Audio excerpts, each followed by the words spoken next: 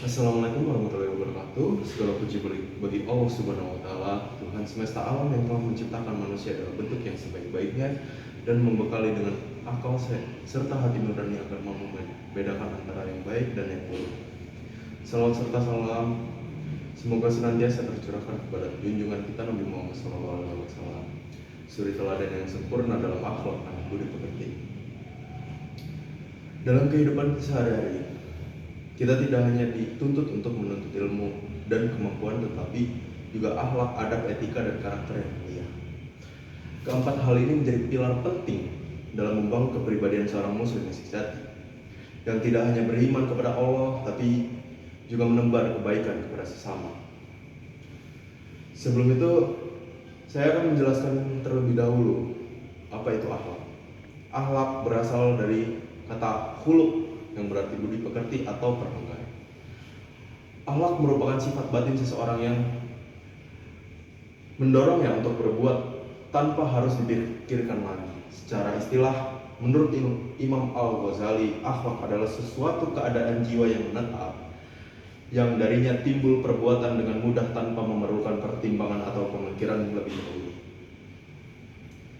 Artinya, jika seseorang memiliki akhlak yang baik, maka ia akan secara spontan melakukan kebaikan tanpa paksaan. Sebaliknya, akhlak buruk akan menuntun seseorang untuk berbuat kejahatan tanpa ragu.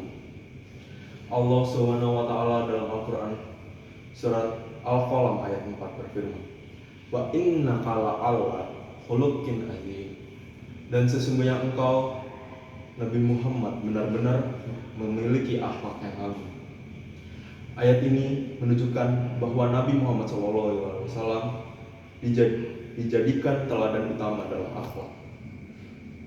Maka setiap umat Islam harus berusaha meneladani beliau dalam berbuat, berkata, dan bersikap terhadap sesama. Lalu selanjutnya, adab. Adab berarti sopan santun atau tata krama dalam berperilaku.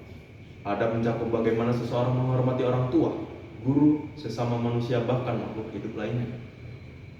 Adab merupakan bentuk nyata dari akhlak, dan jika akhlak adalah nilai batin, maka adab adalah perwujudan dalam tindakan. Rasulullah SAW bersabda dalam hadis riwayat Ahmad, "Innama bu'itsu li utamima makarimal akhlak." Sesungguhnya aku diutus untuk menyempurnakan akhlak yang mulia.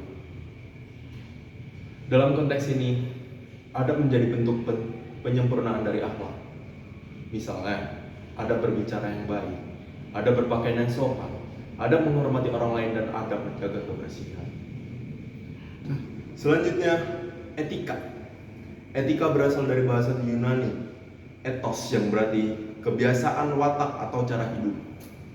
Dalam Islam, etika dapat diartikan sebagai pedoman perilaku yang sesuai dengan nilai-nilai syariat dan norma sosial.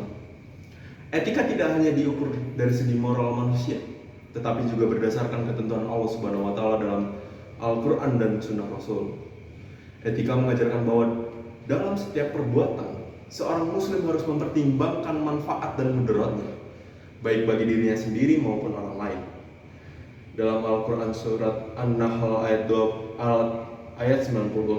Allah Subhanahu wa taala berfirman, "Inna Allaha ya'muru bil adli wal ihsani wa ita'i dzil qurba wa yanha 'anil fahsya'i wal munkari wal baghi." Yang artinya, sesungguhnya Allah menyuruh kamu berlaku adil dan berbuat kebijakan, memberi kepada kaum kerabat, dan Allah melarang dari perbuatan keji, kemungkaran, dan permusuhan. Ayat ini menjelaskan bahwa etika seorang muslim harus dilandasi dengan keadilan dan kebaikan. Dan kemudian ada karakter. Karakter adalah gabungan dari nilai akhlak, adab, dan etika yang telah menyatu dalam diri seseorang sehingga menjadi identitas pribadinya. Karakter tidak dibentuk dalam semalam, tetapi melalui proses panjang dari pendidikan, lingkungan, dan keteladanan. Nabi Muhammad SAW mencontohkan karakter yang jujur, amanah, sabar, rendah hati, dan berani menegakkan kebenaran. Oleh karena itu, beliau dikenal sebagai Al-Amin, yaitu orang yang dapat dipercaya. Dalam hadis riwayat Bukhari disebutkan, khairun nasi anfa'uhum linnas. Artinya, sebaik-baiknya manusia adalah yang paling bermanfaat bagi manusia lainnya. Karakter yang kuat dan baik akan mendorong seseorang untuk bermanfaat bagi lingkungannya, bukan hanya bagi dirinya sendiri. Hadirin yang dirahmati Allah, dapat kita simpulkan bahwa akhlak, adab, etika, dan karakter merupakan satu kesatuan yang tidak bisa dipisahkan. Akhlak adalah fondasi batin, adab adalah perwujudannya, etika adalah panduannya, dan karakter adalah hasil akhirnya. Mari kita jadikan Rasulullah SAW sebagai teladan utama dalam membangun kepribadian yang akhlak mulia, beradab, beretika, dan berkarakter kuat.